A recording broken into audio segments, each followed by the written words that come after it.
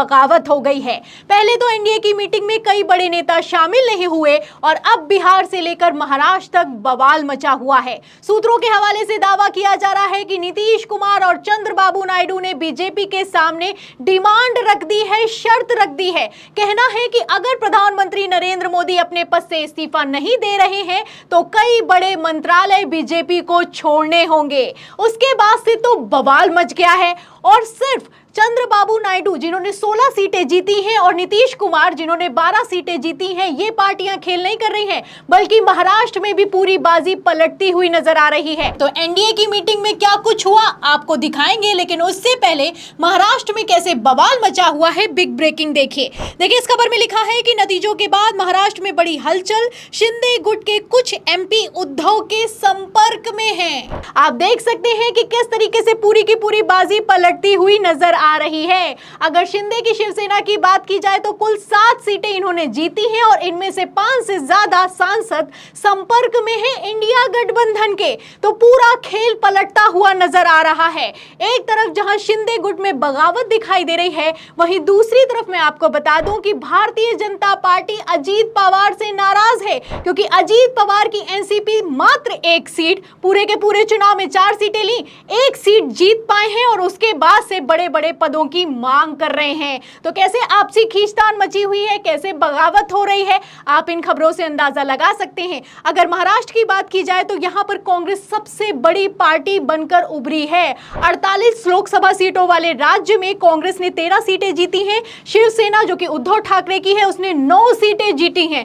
और वहीं भारतीय जनता पार्टी की बात की जाए तो 9 सीटें जीती हैं। वहीं शरद पवार की एनसीपी ने 8 सीटें और शिंदे गुट की शिवसेना ने 7 सीटें जीती हैं। राष्ट्रवादी कांग्रेस पार्टी ने 1 सीट जीती है, यानी कि अजीत पवार की जो पार्टी है उसने मात्र 1 सीट जीती है। और क्या हाल हो चुका है आप इन खबरों से अंदाजा लगा सकते हैं। तो बवाल पर बवाल मचा हुआ है और इसी बीच चंद्रबाबू नायडू और नीतीश कुमार ने खेला कर दिया है, क्योंकि नीतीश कुमार और चंद्रबाबू नायडू ये अच्छे से जानते हैं कि अगर अभी डिमांड नहीं की तो बाद में कुछ नहीं होने वाला है। खबरें निकलकर सामने आई है कि नीतीश कुमार और चंद्रबाबू नायडू ने एनडीए की मीटिंग में गृह मंत्रालय की मांग कर दी है।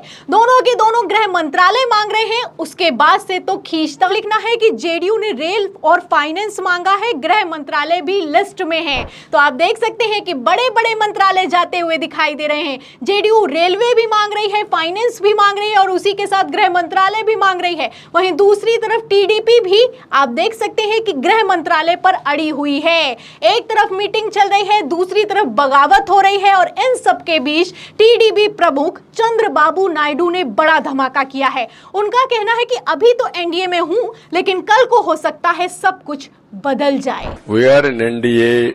I am going for NDA meeting.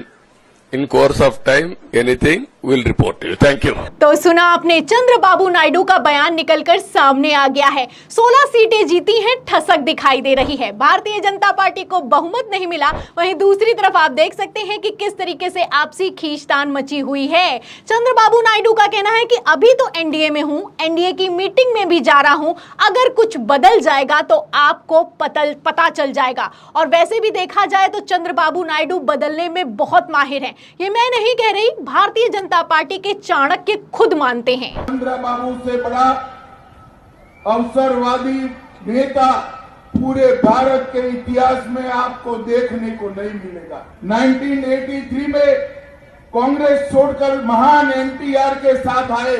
1989 में एनटीआर की पीठ पे चूड़ा भोंककर खुद मुख्यमंत्री बन गए। बाद में एनडीए के अंदर दामन थामा अटल जी के साथ हो लिए। जैसे ही एनडीए सत्ता के बाहर हुई, एनडीए से अलग हो गए। 2014 में जैसे ही लगा मोदी जी की हवा है, फिर मोदी जी के साथ आए।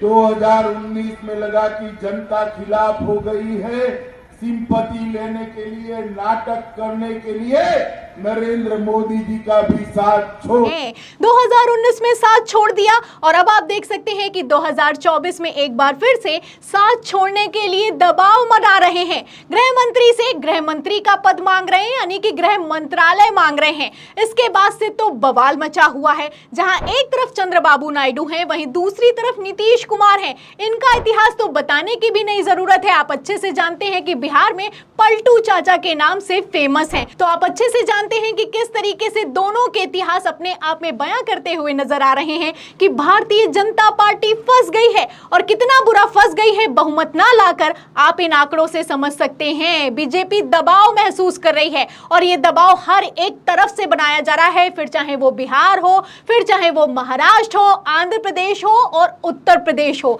ऐसे हालातों में प्रधानमंत्री नरेंद्र मोदी ने इस्तीफा दे दिया है। जी हाँ, चौंकिए मत, इस्तीफा दिया जाता है जब तक दूसरी सरकार, जो नेक्स्ट सरकार है, आने वाली सरकार है, उसकी लोकसभा का गठन नहीं होता है, तब तक के लिए इस्तीफा दिया जाता है और जो मौजूदा प्रधानमंत्री होता है वो कार्यकारी प्रधानमंत्री के तौर पर कार्य करता है। लेकिन अब जो इस्तीफा दे दिया गया है, इसके बाद सवाल ये खड़े किए जा रहे हैं कि क्या प्रधानमंत्री नरेंद्र मोदी दोबारा प्रधानमंत्री पद की शपथ ले भी पाएंगे, क्योंकि इंडिया गठबंधन ने अपनी पूरी ताकत लगा दी है। और आप देख सकते हैं कि किस तरीके से जबरदस्त खींचतान मची हुई है। भारतीय जनता पार्टी के पास बहुमत है नहीं और इंडिया गठबंधन बहुमत जुटाने में जुटा हुआ है। खबर निकलकर सामने आई है कि 8 जून को नरेंद्र मोदी प्रधानमंत्री पद की शपथ लेंगे। अब लेंगे भी या नहीं लेंगे आप समझ सकते हैं। तो फिलहाल इस खबर पर आपको क्या लगता है? क्या बड़ा खेला होने वाला है? क्या नतीजों के बाद अभी असल पिक्चर बाकी है? 2024 लोकसभा चुनाव का ताज किसके सिर सजने वाला है? इन सभी सवालों के जवाब में इस पूरी खबर पर, इन बयानों पर आपकी क्या राय